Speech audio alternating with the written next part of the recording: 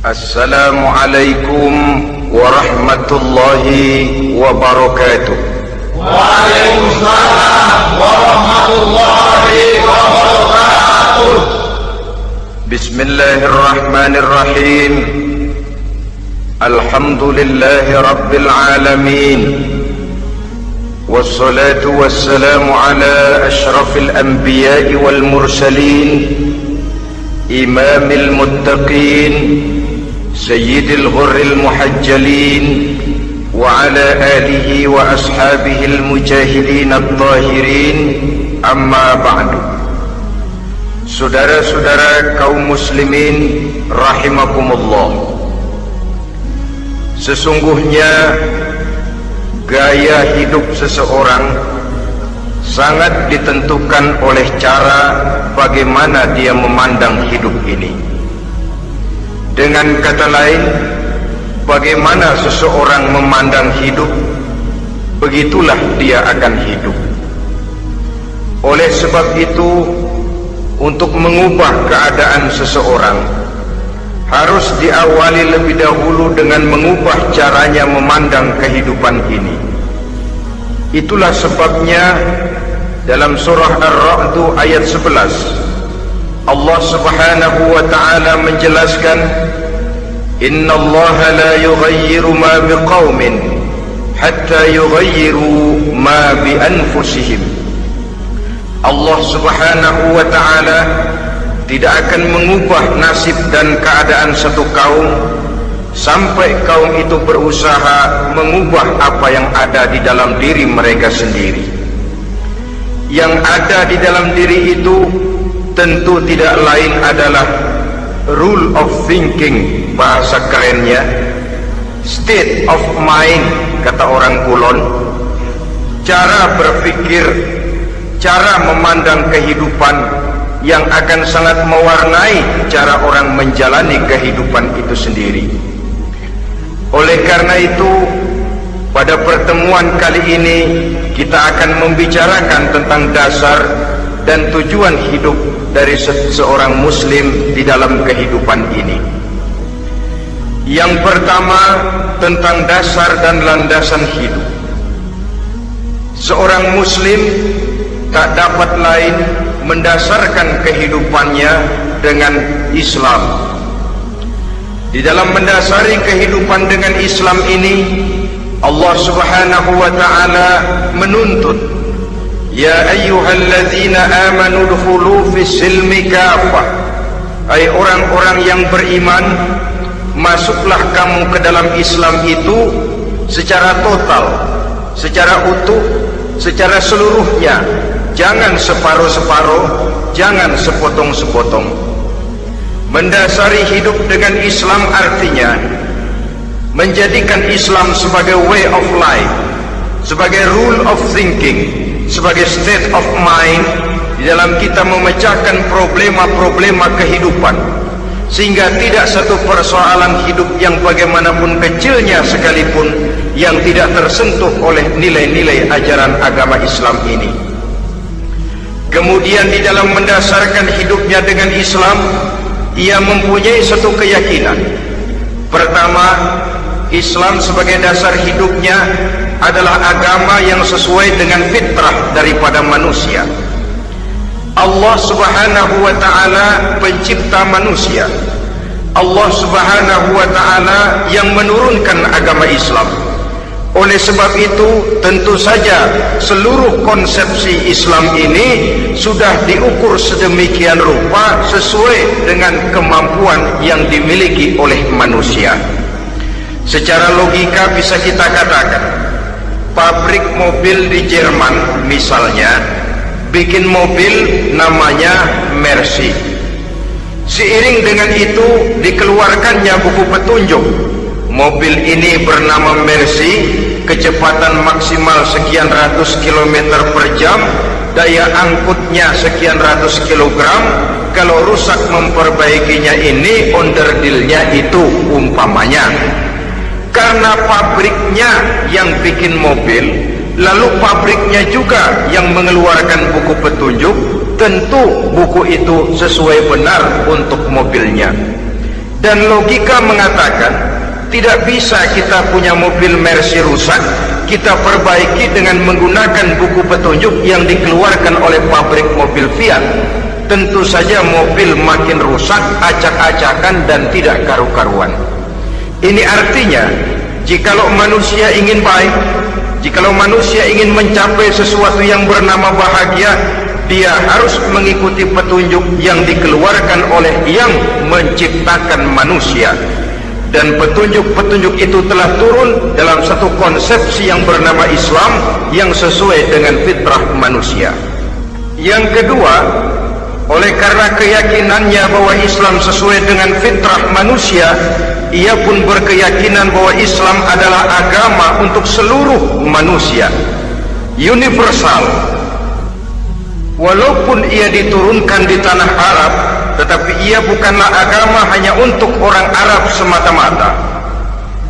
Keyakinan ini perlu ditegakkan kembali, oleh karena akhir-akhir ini muncul pendapat-pendapat yang menganggap seolah-olah agama itu barang impor.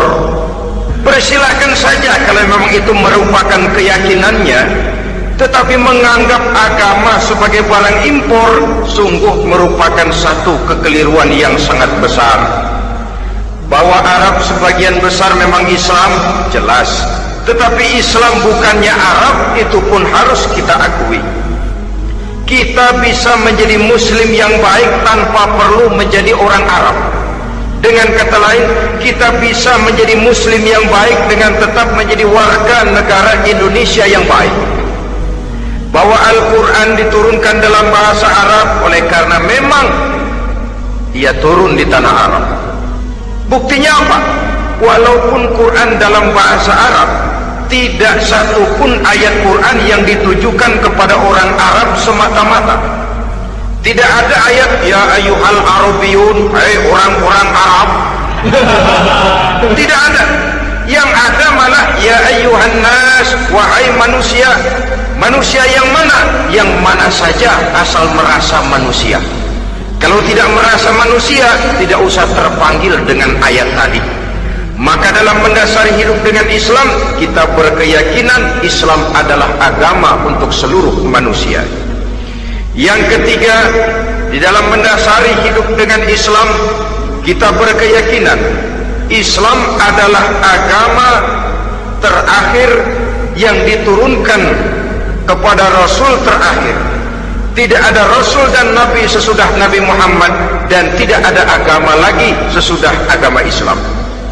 Dasar-dasar keyakinan ini melembaga dalam pribadi kita, membentuk satu keyakinan yang mendasari kehidupan ini, sehingga tidak satu problema yang bagaimanapun kecilnya dalam kehidupan yang tidak tersentuh oleh nilai-nilai Islam.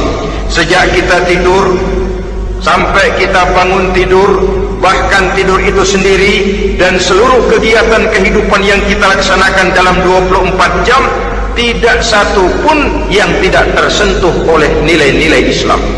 Inilah pandangan hidup muslim. Jawaban seorang muslim terhadap problema-problema kehidupan yang dihadapinya, yang di dalam menjawab problema itu ia Islam oriented, berorientasi kepada nilai-nilai Islam. Apa kata Islam tentang pekerjaan yang dihadapinya? Halal kata Islam, halalah dia katakan. Haram kata Islam, haram dia katakan. Islam oriented.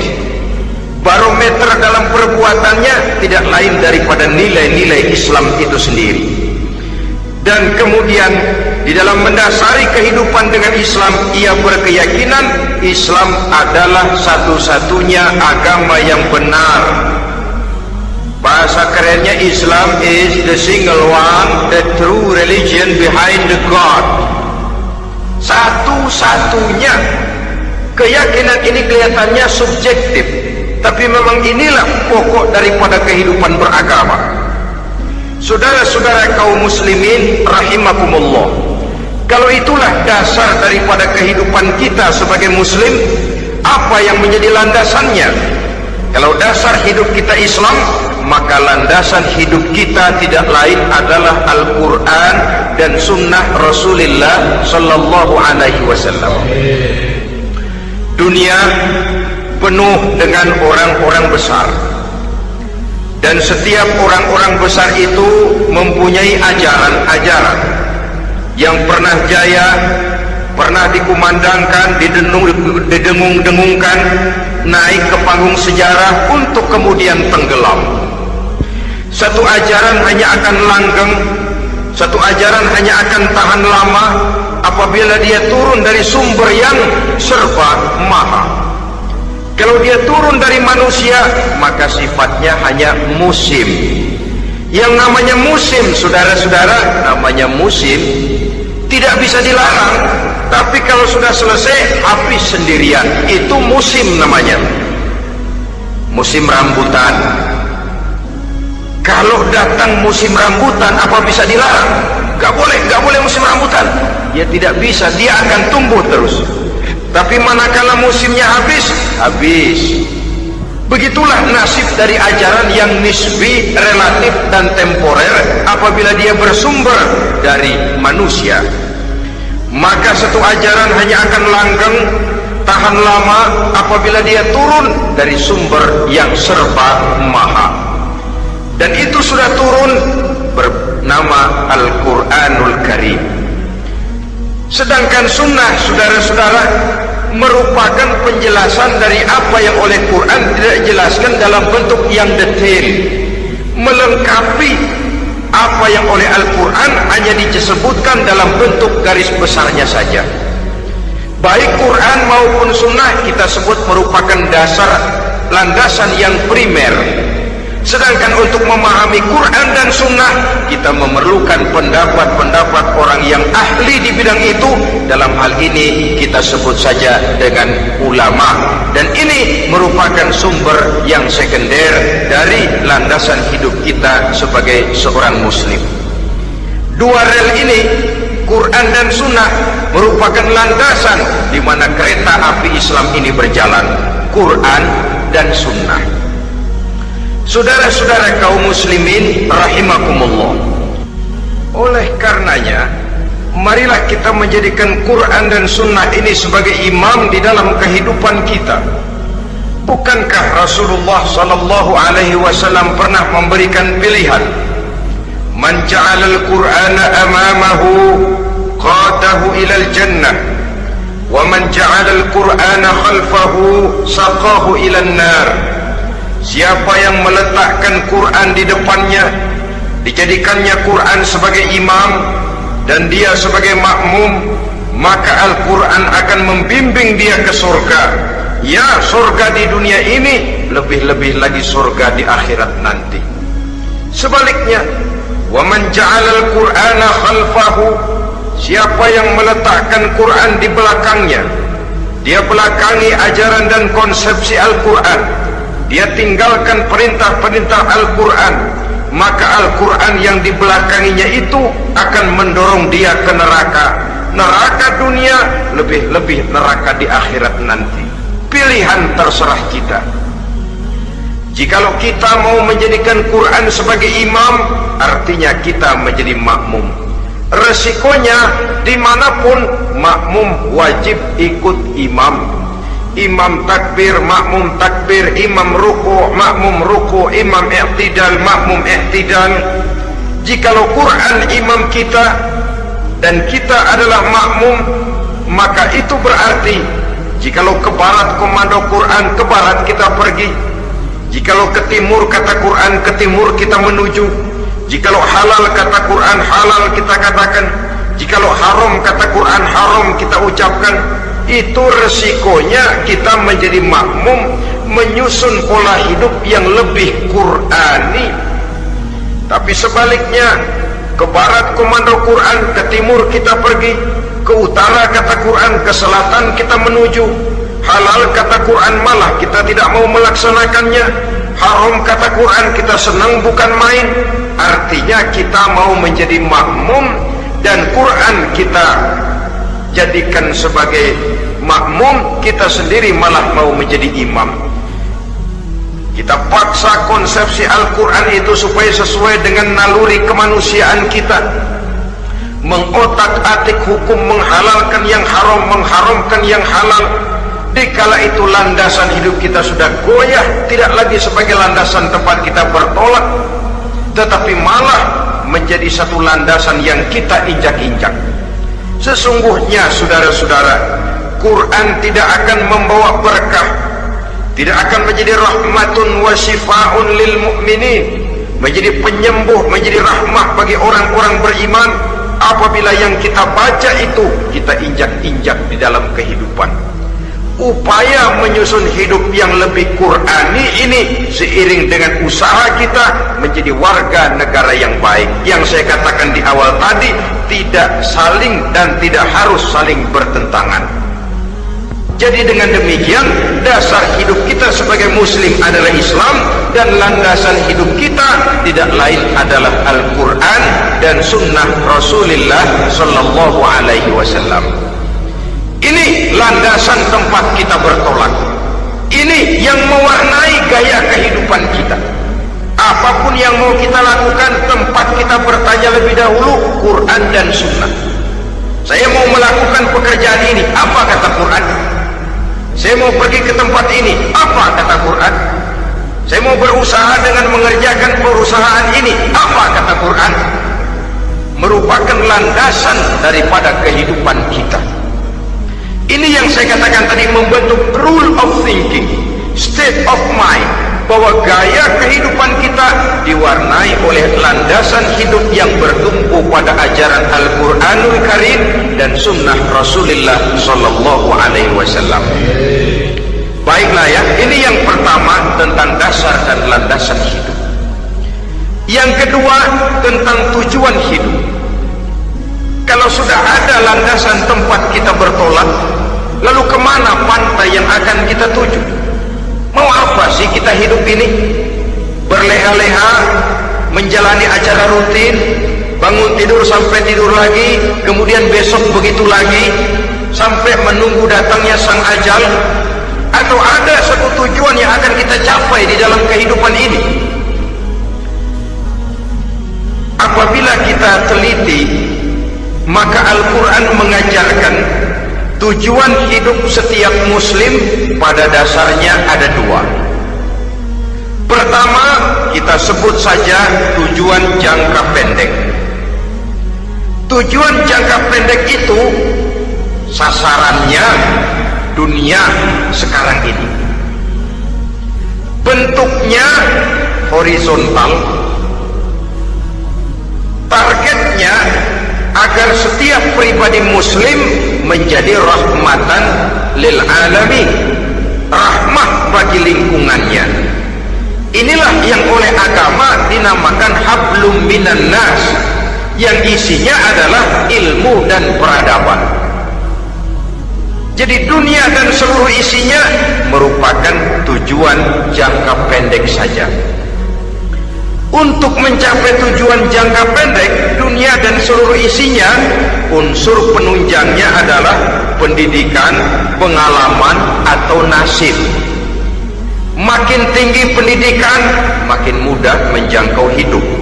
Makin banyak pengalaman, makin mudah menguasai dunia. Atau karena faktor nasib, pendidikannya tidak seberapa, pengalaman pun kadang-kadang dangkal, tapi karena nasibnya lagi hoki, kata orang sekarang, nasibnya lagi bagus, dia naik ke panggung memegang peranan. Faktor yang namanya nasib ini ada, tapi tidak bisa dijadikan sandaran. Untuk menjangkau dunia dan seluruh isinya, unsur penunjangnya pertama pendidikan, yang kedua pengalaman, yang ketiga faktor nasib. Oleh karena itu, apabila kita ingin mudah mencapai dunia, yang pertama harus kita laksanakan bagaimana menempuh satu pendidikan. Di zaman sekarang orang terangsang untuk hidup dalam pola yang oleh orang-orang priangan disebut hardolin. Saudara tahu hardolin? Itu potongan dari dahar modal ulin. Filsafat hidup yang pakaian mau bagus, makan mau enak, kerja gak mau. Akhirnya jadilah dia penghayal kelas berat. tukang-tukang ngelamun kelas tinggi. Tiap hari kegiatannya ya cuma tidak terlepas dari tiga kriteria itu. Dolin. Pokoknya kalau sudah dahar, modal, ulin. Besok ya begitu lagi. Pola dari dimana orang pakaian mau bagus, makan mau senang, duit mau punya, kerja tidak mau. Kadang-kadang mau kerja tapi tidak tahu apa yang harus dikerjakan. Ditambah oleh sempitnya lapangan pekerjaan. Tidak tahu apa yang harus dikerjakan, dilatar belakangi oleh tidak adanya pendidikan yang dia terima, sehingga mau kerja apa lalu bingung. Oleh karena itu, terutama buat adik-adik remaja, para pemuda, saya berpesan untuk menjangkau dunia, yang pertama harus kita jalani bagaimana membina diri, mendidik. Taruh kata drop out, putus sekolah, tapi drop out bukan halangan bagi tumbuhnya cita-cita yang mulia. Bahkan ada orang bilang many a great man starts as a newspaper boy. Banyak orang-orang besar yang memulai pekerjaannya dagang koran. Putus sekolah bukan merupakan halangan bagi tumbuhnya cita-cita yang mulia. Dan tidak sedikit orang-orang besar yang tidak keluaran perguruan tinggi. Tidak sedikit orang-orang besar yang tidak merupakan produk dari perguruan tinggi tertentu, tapi kerajinannya belajar, banyak membaca, banyak bergaul, autodidak. Syukur kalau masih bisa menempuh pendidikan yang formal. Kekurangan ekonomi, kemiskinan keluarga jangan menjadi penghalang bagi tumbuhnya cita-cita yang tinggi untuk menempuh karier pendidikan yang baik. Ini memang baik, tapi bagaimanapun kata orang, lebih baik makan singkong beneran daripada makan roti ngimpi.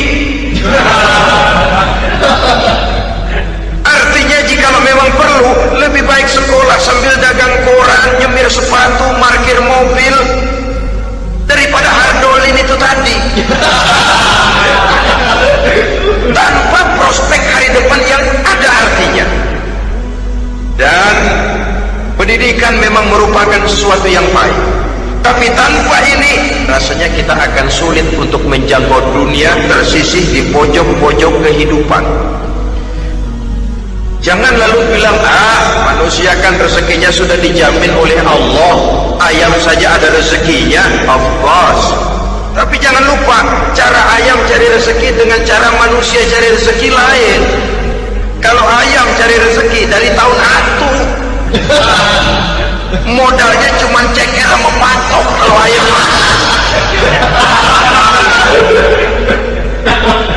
asal bisa nyeker, bisa matok, ayam dapat rezeki. Pokoknya kertok dah. Tapi manusia cari rezeki, dia harus cari lapangan kerja. Lapangan kerja sulit. Sudah dapat lapangan kerja, harus punya keahlian. Untuk memperoleh keahlian harus dengan pendidikan. Berhadapan lagi dengan saingan-saingan, karena pasaran tenaga kerja tiap tahun puluhan kalau tidak ratusan ribu pasaran tenaga kerja yang masuk lapangan kerja. Ini kenyataan. Semakin ke depan, oleh tingginya tensi ekonomi, oleh persaingan hidup yang makin tajam, oleh makin menggejalanya pola pikir industrialis yang membuat manusia individu, nilai-nilai semacam ini akan terasa makin berat. Oleh karenanya, tanpa pendidikan sulit untuk menjangkau dunia.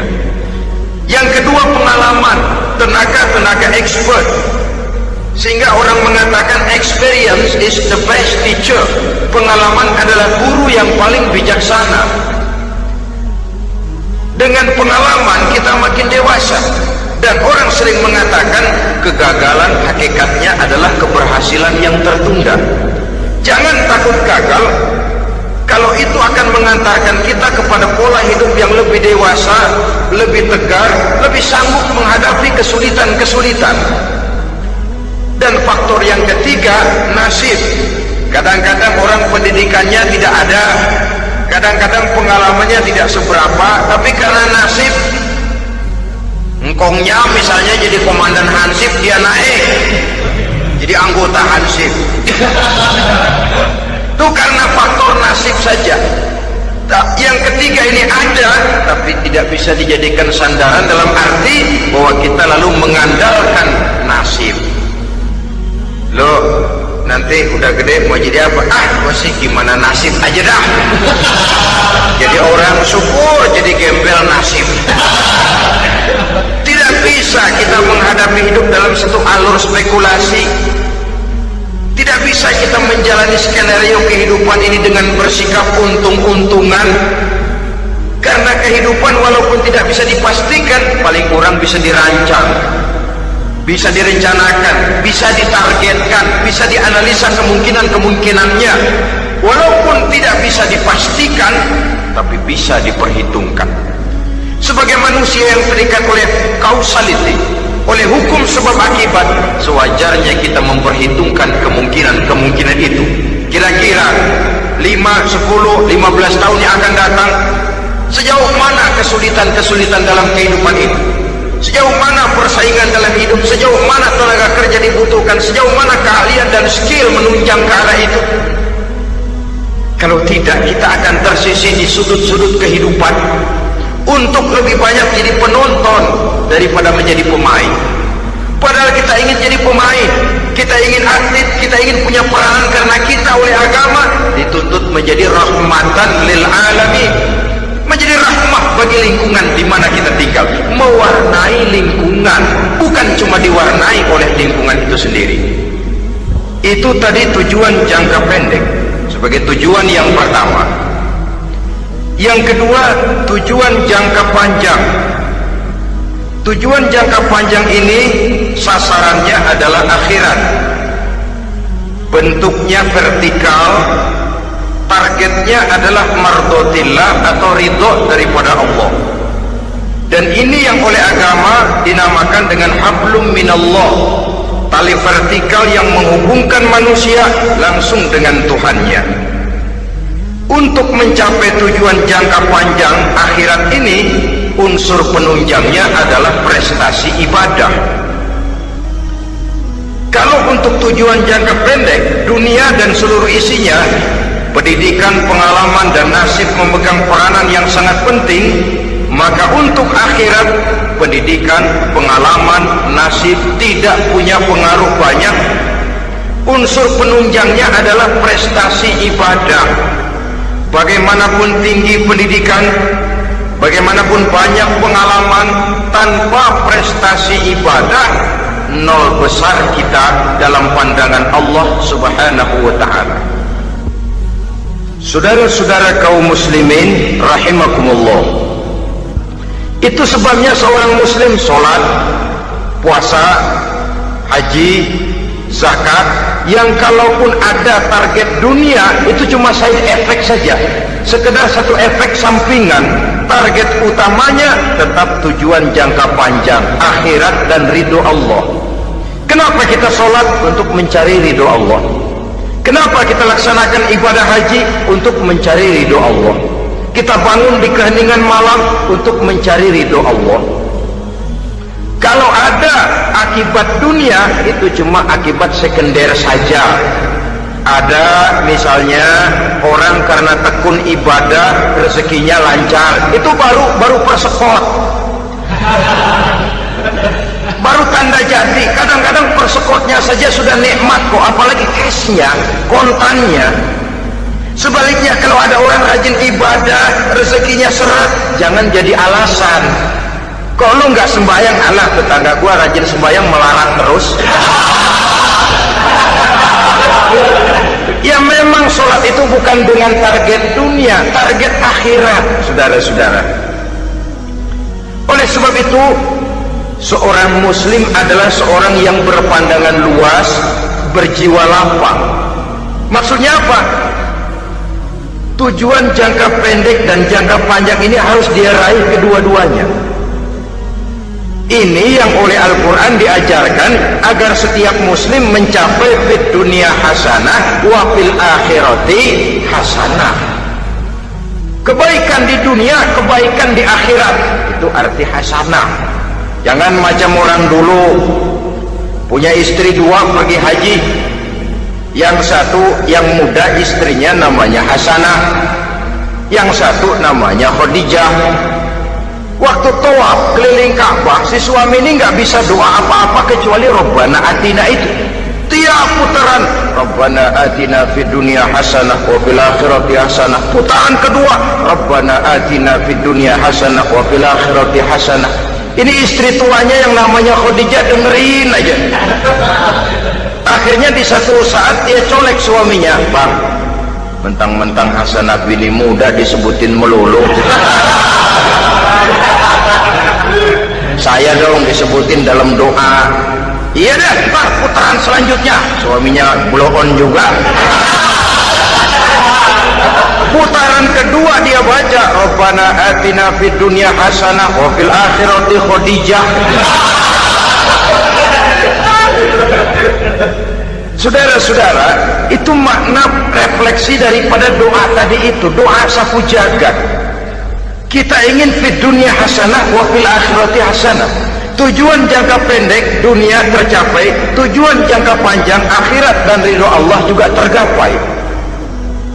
Oleh sebab itu Al-Quran menjelaskan, wabtaghi fima atakallahu ad-daral akhirah wa la tansa nasibaka minad dunya. Dengan karunia yang diberikan Allah kepadamu, carilah bahagia akhirat. Wa la tansa nasibaka minad dunya, tetapi jangan lupakan bagianmu dalam kehidupan di dunia ini. Cari akhirat, utamakan akhirat dengan tidak usah melupakan jatahmu di dunia. Kenapa saya katakan seorang muslim berjiwa besar? Sebab andai kata dia gagal mencapai tujuan jangka pendek, andai kata dia gagal di dunia, dan dia oleh Islam diajarkan jangan sampai gagal, tapi andai kata dia gagal, dia masih punya tujuan jangka panjang, akhirat dan ridho Allah. Dia masih bisa menghibur diri, biarlah di dunia kita sederhana, bahkan biarlah susah di dunia, asal di akhirat kita bahagia. Orang yang tidak punya pandangan hidup semacam ini, surgalah dunia ini, segalanya telah tertumpu di sini. Bila umurnya selesai, ajalnya datang, selesai sudah surganya sampai di situ, dan dia tidak punya pengharapan lain di belakang itu. Maka seluruhnya bertumpu pada kehidupan di dunia. Padahal dunia seperti air laut, makin diminum makin haus, makin kering tenggorokan. Dunia yang diperturutkan menyeret manusia ke dalam lingkaran setan, terjebak dalam sifat yang namanya tamak bin rakus alias serakah.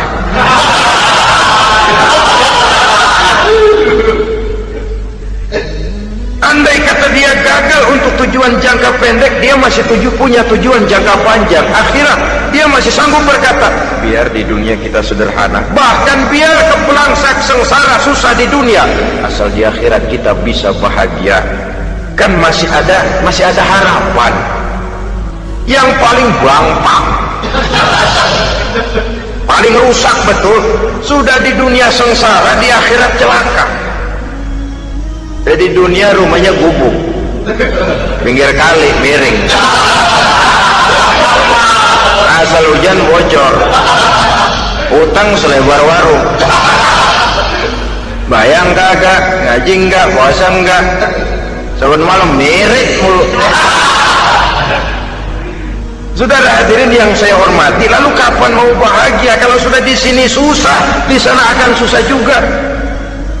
Ini yang pertama, seorang muslim, seorang yang optimis, berjiwa besar, luas pandangan. Kegagalan dia dalam jangka pendek tidak menyebabkan dia melupakan tujuan jangka panjang.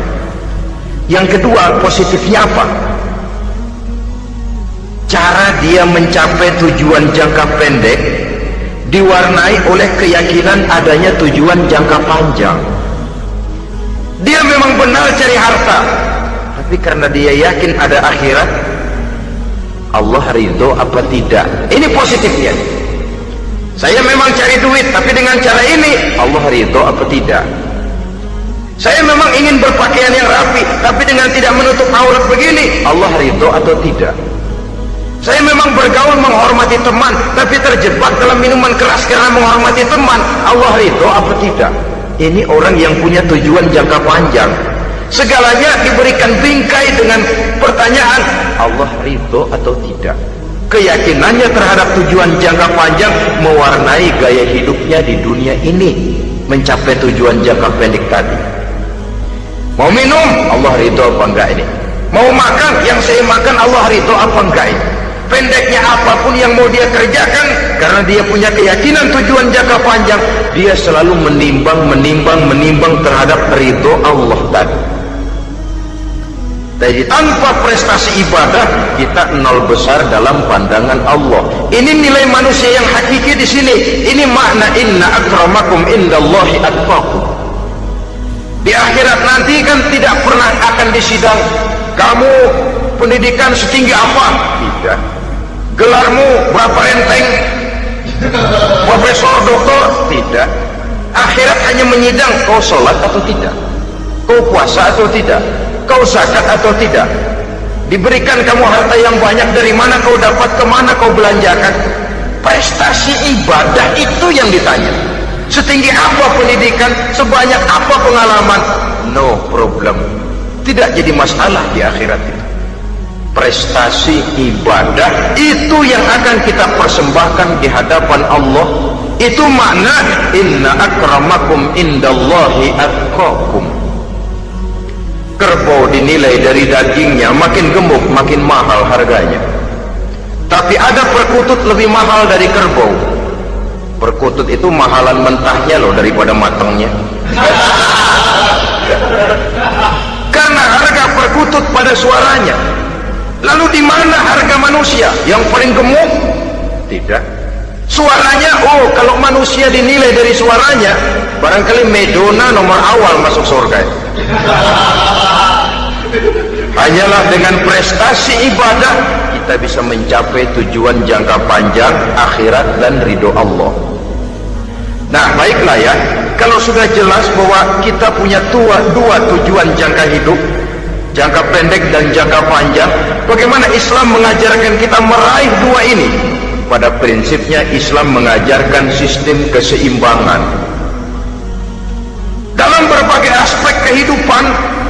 Keseimbangan ini nampak dengan nyata diajarkan oleh agama kita, seperti ayat yang saya bacakan tadi. Dengan karunia yang diberikan Allah kepadamu, cari negeri akhirat, tapi jangan lupakan bagianmu di dunia ini. Dalam bentuk yang lebih nyata, bekerjalah untuk duniamu seolah kau akan hidup buat selamanya, tapi bekerjalah buat akhiratmu seolah kau akan mati besok. Manifestasinya dalam kehidupan, misalnya orang kaya diperintah membantu yang miskin, tapi orang miskin dianjurkan berusaha. Jangan mengandalkan hidup kepada yang kaya, seimbang. Kamu kaya, betul Pak, bantu yang miskin. Kamu miskin, iya Pak, berusaha, seimbang. Tuan rumah diwajibkan menghormati tamu, tamu diwajibkan tahu diri, seimbang. Jadi bagaimana kalau sudah kita bekerja di sawah, di ladang, di pasar, di kantor, anggap kita akan hidup selamanya agar timbul gairah kerja. Tapi kalau sudah sholat, anggap kita akan mati besok supaya timbul khusyuknya. Nah, titik tekannya di mana? Stresnya itu. Walaupun Islam mengajarkan sistem keseimbangan, tapi Al-Quran tetap menggarisbawahi walal akhiratu khairul laka minal, bahwa bagaimanapun seimbangnya, akhirat itu lebih utama daripada dunia. Bagaimana implementasinya? Kata orang-orang tua, kalau kita menanam padi, rumput pasti tumbuh, tapi nanam rumput jangan mimpi tumbuh padi. Maksudnya apa? Kalau satu perbuatan kita niatkan karena Allah, dunianya pasti ikut. Tapi kalau satu perbuatan diniatkan karena dunia semata-mata, akhirat akan hilang. Sebab itu, biasakanlah berbuat sesuatu, baik untuk tujuan jangka pendek, lebih-lebih untuk tujuan jangka panjang, dengan motif lillahi ta'ala. Jadi saya ulangi, satu perbuatan kalau sudah diniatkan karena Allah, dunia biasanya ikut. Tapi kalau diniatkan karena dunia semata-mata, akhirat akan luput.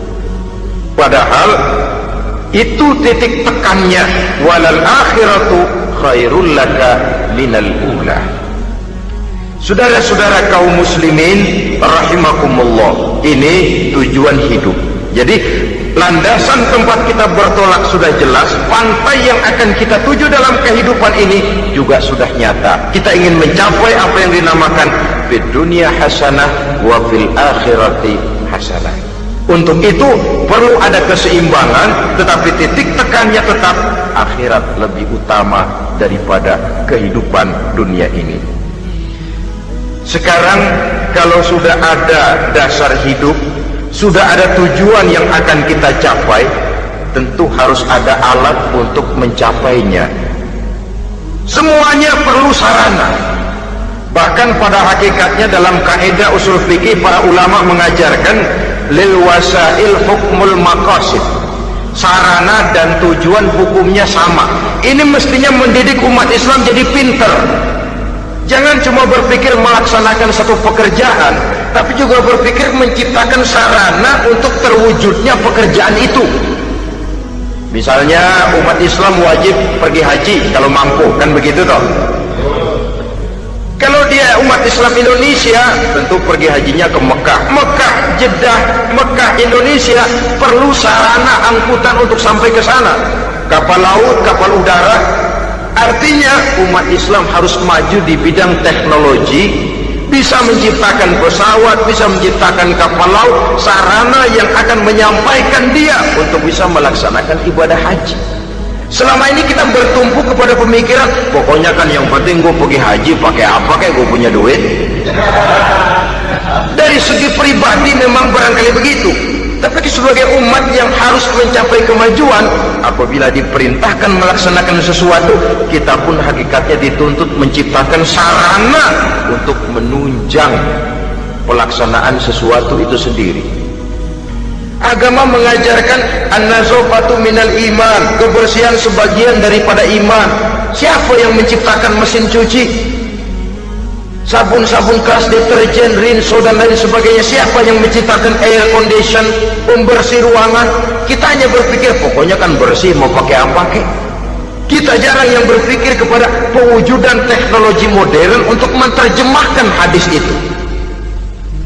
Syukurlah belakangan ini sudah muncul teknokrat-teknokrat muslim yang dijiwai oleh semangat Al-Quran, membuka tabir rahasia konsepsi Islam di lapangan teknologi modern, yang makin lama makin menunjukkan tuntutan kebutuhan daripada umat itu sendiri. Dengan demikian, apabila ada tujuan hidup, kita memerlukan alat untuk mencapai tujuan tadi. Supaya tujuan fid dunya hasanah wa fil akhirati hasanah tercapai, apa alat yang harus kita pakai?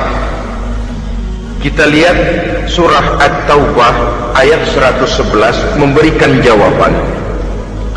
Innallaha ashtara minal mu'minina anfusahum wa amwalahum bi anna lahumul jannah. Sesungguhnya Allah telah membeli dari orang-orang beriman diri mereka, harta mereka, bahwa sesungguhnya bagi mereka adalah surga. Coba kita simak ayat ini sejenak, akan nampak dengan jelas bahwa ayat ini hakikatnya merupakan satu transaksi yang nyata benar antara kita dengan Allah. Transaksi jual beli sudah terjadi, dan itu langsung dengan Allah, tertuang dalam pernyataan Quran. Pembeli Allah, penjual kita orang-orang beriman, dagangannya adalah anfus dan amwal, harganya adalah surga. Itu sudah tanda tangan pernyataan kita siap jual beli ya Allah. Apalagi baiat kita apa? Inna solati wa nusuki wa mahyaya wa mamati lillahi rabbil alamin. Solatku, ibadahku, hidup dan matiku cuma untuk Allah Tuhan seluruh sekalian alam. Minimalnya 5 kali sehari semalam baiat ini kita ulang dan kita ulang. Kenapa lalu kita tidak konsekuen? Dalam konteksnya dengan persoalan, maka alat hidup kita itu ada 2. Pertama, anfus. Ini bentuk mufrad dari jamaknya, bentuk jamak dari mufrad nafsun. Biasa diterjemahkan dengan diri, Yang dimaksud dengan diri adalah kepribadian. Yang dimaksud dengan kepribadian ialah kekayaan yang kita miliki dalam kepribadian kita. Artinya bisa tenaga, pikiran, konsep, gagasan, wewenang, ide, pangkat, jabatan, kemampuan, keahlian, skill, itu semuanya masuk ke dalam anfus, diri. Sedangkan amwal bentuk jamak dari mufrad malun, biasa diterjemahkan dengan harta. Pengertian di sini ialah seluruh bentuk-bentuk materi yang berada di bawah kekuasaan kita. Bisa rumah, bisa uang, bisa tanah, bisa kebun, bisa pabrik, bisa peternakan, itu semuanya amwal. Nah, baik anfus maupun amwal, diri, tenaga ke, pikiran ke, harta ke, pangkat ke, jabatan ke, wewenang ke, keahlian ke, untuk tujuan jangka pendek harus jadi rahmah bagi lingkungan. Untuk tujuan jangka panjang harus menunjang jalan menuju ridho Allah. Jadi kalau pangkat kita menjauhkan kita dari ridho Allah, itu bukan nikmat tuh, azab. Punya pangkat bukan melakukan kebaikan, malah melakukan kejahatan, setidak-tidaknya berdiri di belakang kejahatan, melindungi perbuatan-perbuatan munkar. Dalam kelas kakap melindungi korupsi, dalam kelas teri jadi backing tukang kopok. Umpamanya itu sudah menyalahi. Alat tidak digunakan untuk mencapai tujuan, itu untuk tujuan jangka pendek. Lalu amwal, harta, uang, tanah, rumah, kebun, untuk tujuan jangka pendek harus menjadi rahmah bagi lingkungan. Sedang untuk tujuan jangka panjang, baik diri maupun harta harus menunjang jalan menuju ridho Allah, harus meningkatkan prestasi ibadah kita kepada Allah Subhanahu wa ta'ala. Malah yang namanya amwal ini tanggung jawabnya lebih berat loh saudara. Kalau saudara diberikan ilmu, sidang akhirat cuma satu, ilmu kau amalkan untuk apa? Saudara diberikan umur panjang, pengadilan akhirat cuma bertanya satu, umurmu kau habiskan di mana? Tapi saudara diberikan harta, pertanyaan akhirat dua, hartamu kau dapat dari mana? Kau belanjakan kemana? Dari mananya dan kemananya ditanya, depan belakang. Bahwa kadang-kadang kan ada orang hartanya didapat dari jalan yang halal, dibelanjakan di jalan haram. Kerja peras keringat banting tulang setengah mati, begitu dapat duit beli buntutan, muter-muter kertas cari kode. Didapat dari jalan halal, dibelanjakan di jalan haram, atau didapat dari cara yang haram, dibelanjakan di jalan yang baik. Menang judi, nyumbang pesantren. Nabi mengajarkan innallaha thayyibun la yaqbalu illa thayyib. Allah itu baik dan hanya menerima yang baik-baik saja. Tidak bisa mencuci kain dengan air najis. Kain akan tetap kotor. Saudara-saudara kaum muslimin rahimakumullah. Oleh karenanya masalahnya terpulang kepada kita, pandai-pandailah membagi orientasi. Suatu saat tenggelam kita dalam kesibukan dunia dan seluruh isinya untuk mencapai tujuan jangka pendek. Lain saat tenggelam kita memfanakan diri untuk mencapai tujuan jangka panjang, akhirat dan ridho Allah. Karena kehidupan ini bukan berjalan tanpa batas. Umur ini bukan satu karunia tanpa pertanggungan jawab. Suatu saat setuju atau tidak, rela atau terpaksa, kita akan sampai kepada garis finish daripada perjalanan kehidupan dunia ini, yang memang merupakan satu perjalanan panjang, a walking tour, kata orang Kulon. A walking tour, satu jalan yang demikian jauhnya, entoh kita akan sampai ke garis finish. Bila datang ajal, senja kehidupan datang, malam menyelimuti. Datangnya tidak pernah kita sangka, tapi sekali dia datang, tidak satu kekuatan yang bisa menolak. Kehadirannya tidak pernah kita harapkan, tapi satu kali dia datang bertamu, pasti terjadi. Dan itu pasti akan kita temui. Alangkah malangnya pada saat kembali itu datang, kita tidak punya prestasi ibadah. Lalu apa artinya prestasi dunia? Apa artinya tujuan jangka pendek kalau kita harus kehilangan tujuan jangka panjang? Rumah kita yang besar, pangkat kita yang tinggi, harta kita yang banyak, bisakah menolong kita untuk kalau sudah kumpul di padang mahsyar nanti? Malaikat, jangan gebugin saya, rumah saya harga 2 miliar.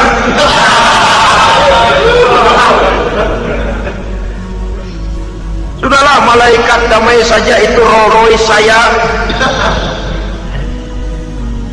Pakai saja malaikat, pakai. Kata malaikat, gue budak, gue nggak butuh gituan. Hanya prestasi ibadah yang bisa menyelamatkan kita pada kondisi semacam itu.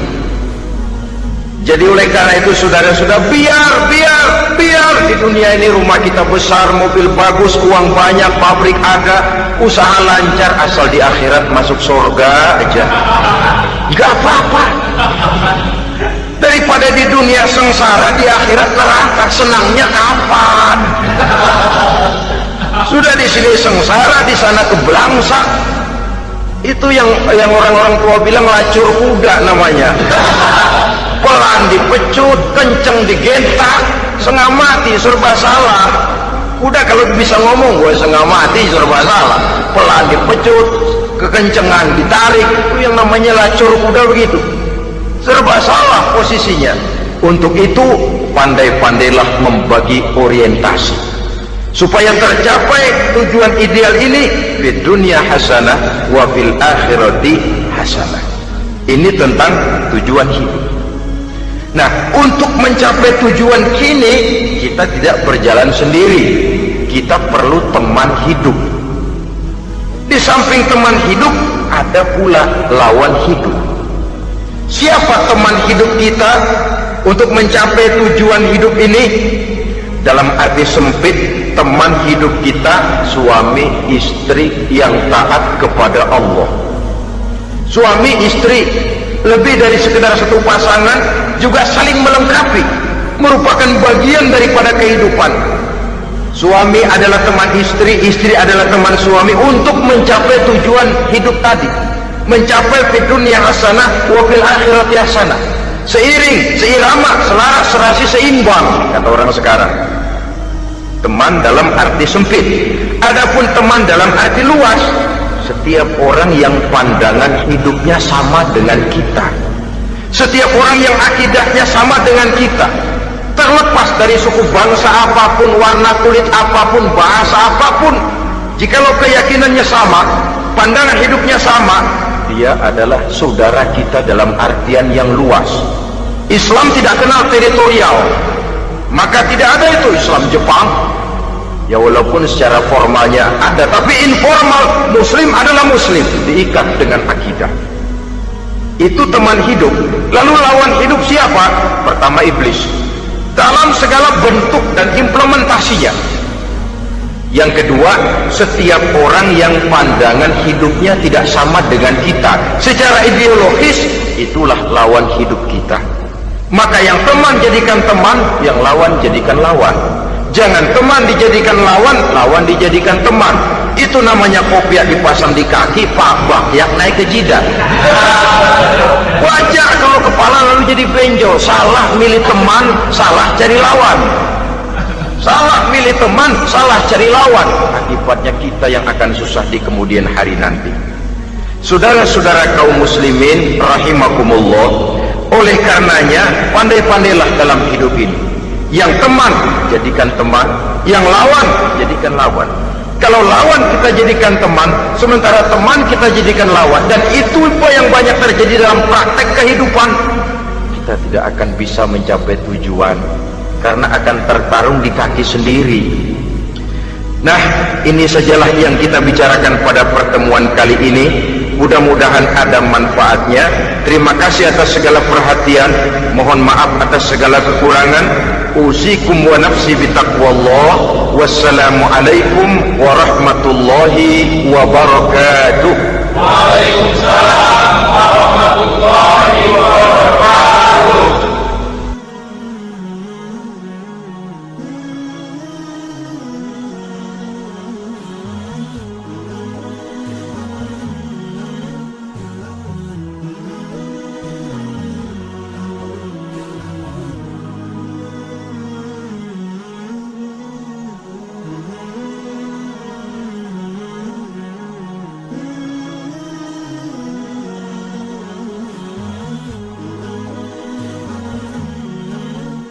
Assalamualaikum warahmatullahi wabarakatuh. Waalaikumsalam warahmatullahi wabarakatuh. Bismillahirrahmanirrahim. Alhamdulillahi rabbil alamin. Wassalatu wassalamu ala ashrafil anbiya'i wal mursalin, imamil muttaqin, sayyidil ghurril muhajjalin, wa ala alihi wa ashabihi al-mujahidin at-tahirin, amma ba'du.